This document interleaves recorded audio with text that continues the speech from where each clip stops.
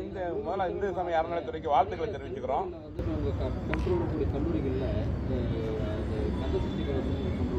ஆன்மீக பாடப்பிரிவு கொண்டு வருகிறது. ஆன்மீக பாடப்பிரிவுலாம் வந்து உங்க கூட்டணி கட்சிக்கு எதிர்ப்பு தெரிவிச்சிருக்காங்க.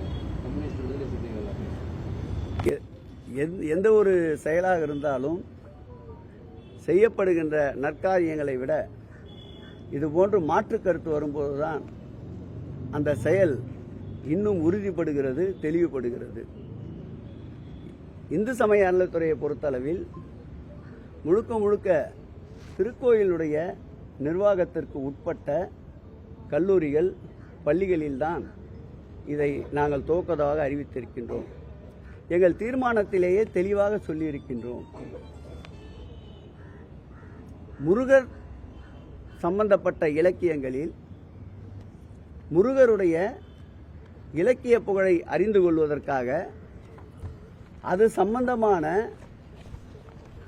போட்டிகளை நடத்தி அதில் வெற்றி பெறுபவர்களுக்கு பரிசளிப்பு நிகழ்த்தப்படும் என்று கூறியிருக்கின்றோம். ஏற்கனவே திருக்கோயிலின் சார்பில் தொடங்கப்பட்ட இந்த ஆட்சி ஏற்பட்ட பிறகு துவக்கப்பட்ட 10 கல்லூரிகளில் 4 கல்லூரிகளுக்கு நீதிமன்றம் தடையில்லை என்று அறிவித்ததோடு அதில் சமயம் சார்ந்த வகுப்புகளை தொடங்க வேண்டும் என்று நீதிமன்றம் உத்தரவிட்டிருக்கின்றது. அதற்கேற்ப சமய சித்தாந்த வகுப்புகள் அந்த கல்லூரிகள் தொடங்கப்பட்டிருக்கின்றன. அதுபோல் துறையினுடைய இந்து சமய அறநிலையத்துறை கல்லூரிகளில்தான் இந்த சமய வகுப்புகள் துவங்கப்படும் என்று அறிவித்திருக்கின்றோமே தவிர அனைத்து கல்லூரிகளிலும் அல்ல. இது முழுக்க முழுக்க திருக்கோயிலுடைய நிதியிலிருந்து, திருக்கோயில் வருகின்ற பக்தர்களுடைய நன்கொடையிலிருந்து நடத்தப்படுகின்ற கல்லூரிகள் என்பதால் அந்த கல்லூரி சார்ந்திருக்கின்ற, அந்த கல்லூரியிலே பயிலுகின்ற விருப்பமுள்ள மாணவர்களுக்கு இந்த பயிற்சி வகுப்புகள் நடத்துவது என்று திட்டமிட்டிருக்கின்றோம். ஆகவே இது குறித்தும் நம்முடைய விடுதலை சிறுத்தை கட்சியிலே இருந்து கூறிய கருத்துக்களுக்கு அவரிடம் விளக்கம் அளித்திருக்கின்றோம். அதேபோல் கம்யூனிஸ்ட் இயக்க தலைவர் மதிப்புக்குரிய ஐயா பாலகிருஷ்ணன் அவர்களிடத்திலும் இது குறித்து விளக்கம் அளித்திருக்கின்றோம். இந்த முத்தமிழ் முருகர் மாநாடு என்பதற்கு தெளிவான விளக்கங்கள் மாநாட்டிலே எடுத்து சொல்லப்பட்டிருக்கின்றன.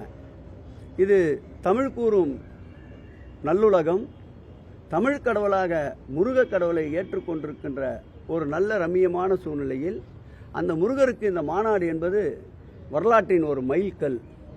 கார் உள்ளளவும் கடல் நீர் உள்ளளவும் எப்படி முருகன் புகழ் இருக்குமோ அதேபோல் இந்த ஆட்சியில் முருகனுக்காக இடப்பட்ட மாநாட்டினுடைய புகழ் ஒட்டுமொத்தமாக எங்களுடைய உயிரினும் மேலான அன்பு தலைவர் முதல்வர் அவர்களுக்கு காலம் தொட்டு இந்த புகழ் அவரை சாரும். இது ஒரு வரலாற்று சிறப்புமிக்க நிகழ்ச்சி.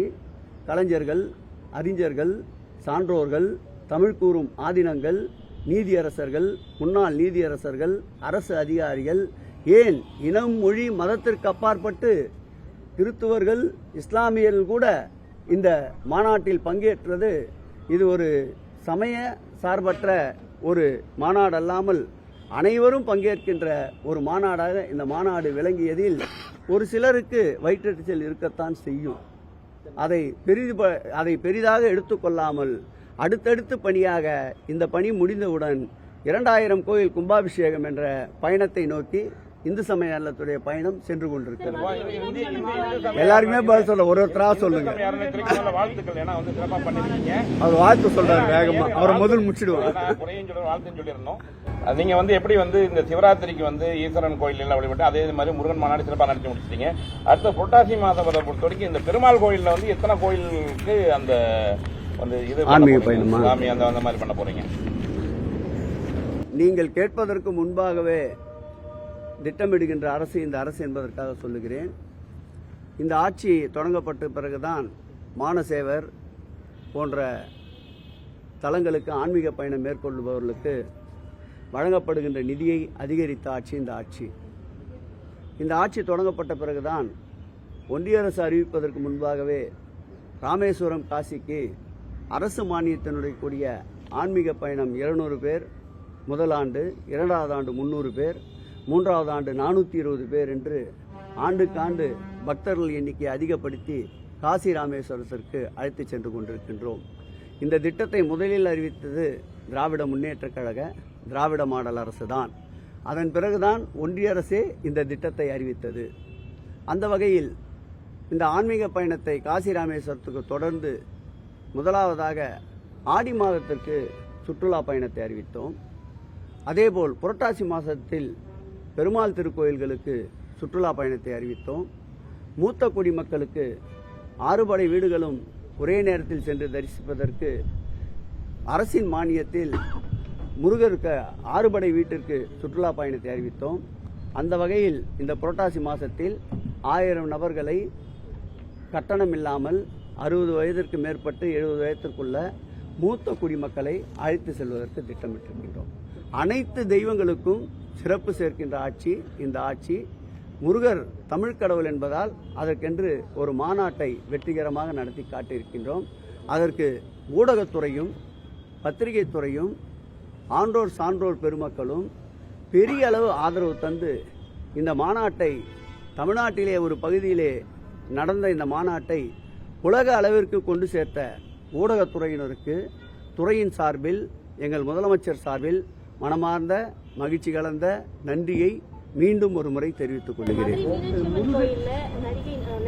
பாஜக நமிதா சொல்லும்போது இந்துவா அப்படின்ற ஒரு சர்டிபிகேட் கேட்டதா அவங்க பதிவிட்டிருக்காங்க. அதுக்கு என்ன நடவடிக்கை எடுக்கப்பட்டிருக்கு அதை பற்றி ஏற்கனவே பழனி திருக்கோயிலில் இது போன்ற ஒரு பிரச்சனை தொடர்பான வழக்கில் வந்த தீர்ப்பில் அந்த அடிப்படையில் இஸ்லாமியராக இருக்கக்கூடும் என்பதால் அப்படி ஒரு சம்பவம் நேற்றைக்கு நடந்திருக்கின்றது. உண்மையிலே இந்த சம்பவம் குறித்து அன்பிற்கினிய சகோதரி நமிதா அவர்களுடைய பதிவை நான் நேற்றைக்கு கேட்டேன். என்னையும் அந்த பதிவிலே இணைத்துத்தான் இப்படி நடந்தது என்று முறையிட்டிருந்தார்கள். உடனடியாக இது குறித்து விசாரிப்பதற்கு ஆணையர் அவர்கள் உத்தரவிட்டிருக்கின்றார்கள். நிச்சயம் ஏதாவது அவர்கள் மனது புண்படும்படியோ அல்லது விரும்பத்தகாத அளவிற்கு சட்டத்திற்கு புறம்பாக ஏதாவது நடந்திருந்தாலோ அது குறித்து விசாரித்து நிச்சயமாக நடவடிக்கை எடுக்கப்படும். அவர் வருத்தப்பட வேண்டாம். அப்படி அவர் பெரியதளவு வருத்தப்படுவதாக இருந்தால் நாங்கள் எங்களுடைய வருத்தத்தையும் பதிவு செய்து கொள்கிறோம். முருகன் மாநாட்டை மாற்று மதத்தினரும் வரவேற்பு தெரிவிக்கிறாங்க. இதே மாதிரி சிறுபான்மையை மையப்படுத்தி மாநாடு நடத்த வேண்டும் சொல்லி கோரிக்கை வருது இஸ்லாமியர்களுக்கும். இந்த ஆட்சியை பொறுத்தளவில் திராவிட மாடல் ஆட்சி இது. மாண்புமிகு முதலமைச்சர் அவர்கள் அனைவரையும் 2 கண்களாக 2 கரங்களாக பாவிப்பவர். இந்த முருகன் தமிழ் மாநாடு அடுத்தடுத்த ஆண்டுகள் நடக்கும். மாண்புமிகு முதலமைச்சர் அவர்கள் உத்தரவு கொடுத்தார். இறைவன் அருள் கிட்டியது. இது ஏதோ ஒரு மாநிலத்தில் ஒரு மாவட்டத்தில் நடக்கின்ற மாநாடாக இல்லாமல் இது மாவட்டத்தை தாண்டி மாநிலத்தை தாண்டி இந்தியாவை ஒன்றியத்தை தாண்டி உலக அளவிலே நடைபெற்ற ஒரு மாநாடாக இது மாறியது. நிச்சயமாக எங்களுடைய மாண்புமிகு தமிழக முதல்வருடைய ஆசியும் முருகனுடைய அருளாசியும் இருந்தால் இது போன்ற மாநாடுகள் தொடரும். ஆன்மீகம் பேசாமல் தமிழகத்தில் அரசியல் நடத்த முடியாது. அதுக்கு உதாரணம் தான் அந்த முருகன் மாநாடு. தமிழிசை சவுந்தரராஜன் விமர்சனம். ஆன்மீகம் பேசி தான் கடந்த சட்டமன்ற தேர்தலுக்கு முன்பு வேலை கையில் எடுத்தார். மக்கள் என்ன தீர்ப்பு தந்தாங்க? யார் வேண்டுமானாலும் எதை வேண்டுமானாலும் சொல்லலாம். கருத்து யாரிடம் வருகிறது? அந்த கருத்திற்கு ஏற்புடையவர்கள் அந்த கருத்துக்கு தகுதியானவர்களிடமிருந்து வருகை தந்தால்தான் அந்த கருத்தை ஏற்றுக்கொள்வார்கள். இவர்கள் கூட வேலை தூக்கி கொண்டு ஊராக அலைந்தார்கள். சட்டமன்ற தேர்தலில் மக்கள் என்ன தீர்ப்பளித்தார்கள்? இதற்கெல்லாம் முழுமுதற் பொருளாக விளங்குபவர் மாண்புமிகு தமிழக முதல்வருடைய கையிலே இந்த ஆட்சி அதிகாரத்தை ஒப்படைத்தால்தான் முருகர் கடல் கடந்து பல நாடுகளுக்கு அவருடைய பெருமையும் தமிழுடைய பெருமையும் கொண்டு சேரும் என்பதால் தான் முருகரை முருகராகவே பல தெய்வங்களுடைய அருளோடு அவர்களை ஏற்றுக்கொள்ளாமல் மாண்புமிகு முதலமைச்சர் அவர்களை ஏற்றுக்கொண்டு முதலமைச்சராக ஆக்கினார்கள். 2024 நாடாளுமன்ற தேர்தலுக்கு முன்பு கூட பல்வேறு வகையில் ஆன்மீகத்தை கையில் எடுக்க முனைந்தார்கள். ஆன்மீகத்தை சிறப்பான வகையிலே வழிநடத்துபவர் மாண்புமிகு தமிழக முதல்வர் என்பதால் தான் மீண்டும் 2024 அவருடைய கருத்துக்களை புறக்கணித்து மாண்புமிகு தமிழக முதலமைச்சருடைய கரங்களை வலுப்படுத்தினார்கள். ஆக யார் வேண்டுமானாலும் எந்த கருத்தை வேண்டுமானாலும் கூறலாம். யாரிடமிருந்து அந்த கருத்து வருகிறது என்பதுதான் முக்கியம். ஆகவே இவர்கள் சொல்வதைப் போலல்ல, ஆன்மீகம் வேறு, அரசியல் வேறு. அந்த கோணத்தில் தான் இந்த ஆட்சி செயல்பட்டு கொண்டிருக்கின்றது. விநாயகர் சதுர்த்தி முன்னிட்டு நம்ம இந்த அறநிலைத்துறை உனக்கு ஒரு ரெண்டு முஞ்சிச்சு உனக்கு. விநாயகர் சதுர்த்தி இது முக்கியமானது. வழிபாடு நடத்துறாங்க. அதை நான் கவனிக்கல. அது இன்னைக்கு தான் பத்திரிகையில பார்த்தேன். அவர்கிட்ட இது தொடர்பாக கேட்டுட்டு அப்புறம் பேசுறேன். ஆனா இந்த மாநாட்டில் இஸ்லாமிய பெருமக்களும் கலந்துக்கிறாங்க. அது ஒரு சிறப்புக்குரியது. சமயசார்பற்ற மாநாடு எல்லாம் கலந்துட்டு நீங்களே சொல்லிருக்கீங்க. ஆனா பாலகிருஷ்ணன் சொல்லும்போது அரசு ஒரு மதத்தை பரப்புறதா செயல்பாடு. இது மதத்தை பரப்புவதல்ல. அவர் ஒரு பெரியவர், ஒரு கட்சியுடைய தலைவர். அவருக்கு பதிலுக்கு பதில் கூறுகின்ற அளவிற்கு என்னுடைய உயரம் இல்லை. அவரிடம் இது குறித்து கைபேசியில் பேசினேன். ஆகவே அந்த பிரச்சனை முடிவுக்கு வந்துவிட்டது. அடுத்த பிரச்சனையை நோக்கி சென்று கொண்டிருக்கின்றோம். அவரும் சிறந்த மனிதர், இந்த ஆட்சிக்கு ஆதரவு தருபவர், தோழமையில் இருப்பவர், பெரியவர், மூத்தவர், நன்றாக அனைத்தையும் அறிந்தவர். தில்லை நடராஜர் கோயில் கூட தீட்சதலை எதிர்த்து கடுமையாக போராட்ட களத்தில் நின்று கொண்டிருப்பவர். அவரையும் எப்போதும் போல் எங்களை ஆதரிப்பவர். அவர் பெரியவர். அவர் கருத்தையும் பதிவு செய்து கொள்கிறோம், உள்வாங்கிக் கொள்கிறோம். இப்ப பெண்கள் அதிகமாக விரும்புவது அம்மன். அதனால மீண்டும் அம்மன் மாநாடு தமிழகத்தில் நடக்கக்கூடிய வாய்ப்பு இருக்கு. ஏன்னா முருகனுக்கு மாநாடு நடத்துறது அது எல்லாரும் அதிகமா அதை காட்டிலும் முருகனை காட்டிலும் அதிகமா பெண்கள், அதுவும் தமிழ்ல மாரியம்மன் இருக்காங்க, காளியம்மன், எல்லா அம்மன் இருக்காங்க. அப்ப எப்ப மாநாடு நடத்துற மாதிரி? அதாவது அம்மன் திருக்கோயில்களில் இந்த ஆட்சி வந்த பிறகு முதலில் 108 சுமங்கலி பெண்களுக்கு விளக்கு பூஜையை தொடங்கிய ஆட்சி இந்த ஆட்சி. 1000 ரூபாய் ஒருவருக்கு செலவு என்ற விகிதத்தில் 200 ரூபாயை அவர்களுக்கு கட்டணமாக வாங்கி கொண்டு 800 ரூபாயை திருக்கோயில் சார்பாக செலவு செய்து மாதந்தோறும் 108 பெண்களுக்கு 17 திருக்கோயில்களில் இந்த விளக்கு பூஜையை ஆரம்பித்த ஆட்சி இந்த ஆட்சி. ஆகவே அம்மன் கோயிலை பொறுத்தளவில் அதிக அக்கறையோடு அம்மன் கோயிலுடைய திருப்பணிகள், சமயபுரத்திற்கு வருகின்ற லட்சக்கணக்கான மக்களுக்கு முடிவுறாமல் இருந்த 7 நிலை கோபுரத்தை பணிகளை முடித்து குடமுழுக்கு நடத்திய ஆட்சி இந்த ஆட்சி. அதேபோல் பெருந்திட்ட வளாக பணிகளில் கியூ காம்ப்ளெக்ஸ் என்று சொல்லப்படுகின்ற கியூ வரிசைக்கு தேவையான அனைத்து வசதிகளையும் ஏற்படுத்தி அதை திறந்து வைத்த ஆட்சி இந்த ஆட்சி. நம்முடைய அன்பழகன் அவர்கள் இந்த கங்காதீஸ்வரர் கோயிலே இந்த கருத்தை சொன்னார் என்று இந்து சமய அறநிலையத்துறை பதிவு செய்து கொள்கிறது. அதற்குண்டான முயற்சிகளை வருங்காலத்தில் எடுப்பதற்குண்டான முழு முயற்சிகளை முழு மனதோடு எடுப்பதற்கு நடவடிக்கை மேற்கொள்ளப்படும். போதும், உங்க குளோஸ் 4 ஆயிடுச்சு. அதான் நான் சொன்னது போல் அனைவரையுமே எங்களை சார்ந்தே கருத்துக்கள் சொல்ல வேண்டும் என்று நாங்கள் நினைப்பவர்கள் அல்ல. இது ஜனநாயக நாடு, சுதந்திர நாடு. எல்லா கருத்துக்களையும் ஏற்றுக்கொள்வோம்.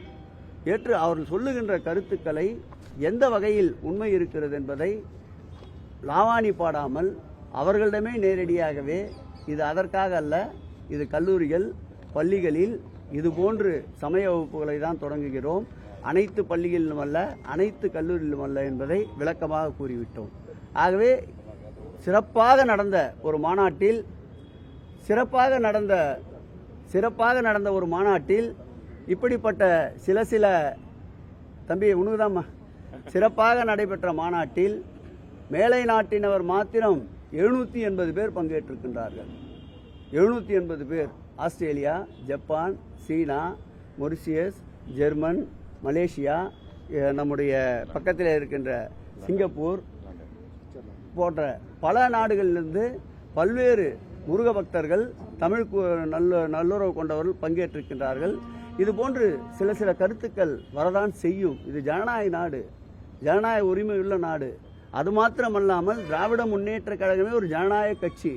இது போன்ற கருத்துக்களை மகிழ்ச்சியோடு வரவேற்கிறவர்கள் நாங்கள். அதை எதிர்த்து அதற்கு எதிர்மறை கருத்துக்களை கூற நான் விரும்பவில்லை. அந்த நண்பருக்கு, நாடாளுமன்ற உறுப்பினருக்கு போதிய விளக்கத்தை நான் சொல்லியிருக்கின்றேன். சார், எல்லாத்தையுமே சாத்தியப்படுத்தி காட்டுறீங்க தீவிர முயற்சியால. தமிழ்ல குடமுழுக்கு நடத்தணும் நிச்சயமாக. நம்முடைய பழனி ஆண்டவர் திருக்கோயிலே கூட கடந்த ஆண்டு குடமுழுக்கு நடந்தபோது அன்னை தமிழில் குடமுழுக்கை நடத்தி காட்டினோம். இதை தொடர்ந்து அனைத்து திருக்கோயில்களிலும் எங்கெல்லாம் சாத்தியக்கூறுகள் இருக்கின்றதோ அங்கெல்லாம் படிப்படியாக இந்த ஆட்சியினுடைய கொள்கையில் அதுவும் ஒரு கொள்கை, அன்னை தமிழ் அர்ச்சனை என்பதை இந்த ஆட்சி வந்த பிறகுதான் மாண்புமிகு முதலமைச்சர் அவர்கள் வலியுறுத்தியிருக்கின்றார். அதேபோல் அன்னை தமிழ் அர்ச்சனை செய்பவர்களுக்கு 60% அந்த பங்கு தொகையை அந்த அர்ச்சகர்களுக்கு வழங்குவதற்கும் இந்த ஆட்சி வந்த பிறகுதான் உத்தரவிட்டார். அதேபோன்று 13 போற்றி புத்தகங்களை மாண்புமிகு தமிழக முதல்வர் அவர்கள்தான் இந்த ஆட்சி வந்த பிறகு புதுப்பித்து 13 போற்றி புத்தகங்களை வெளியிட்டிருக்கின்றார். ஆகவே தமிழ் எங்கும், தமிழ் எதிலும் என்பதில் உறுதியாக இருக்கின்ற ஆட்சி. கலைஞர் அவருடைய நாணயம் வெளியீட்டில் கூட தமிழ் வெல்லும் என்ற கையெழுத்து தான் இடம்பெற்றிருக்கின்றது. அதுபோல் தமிழை தாங்கி தூக்கி பிடிக்கின்ற நம்முடைய முதல்வர் அன்னை தமிழில் அர்ச்சனை என்பதை அழுத்தம் தந்து கொண்டிருக்கின்றார். குடமுழுக்கு, அன்னை தமிழில் குடமுழுக்கு என்பதைக்கும் அழுத்தம் தந்து கொண்டிருக்கின்றார்.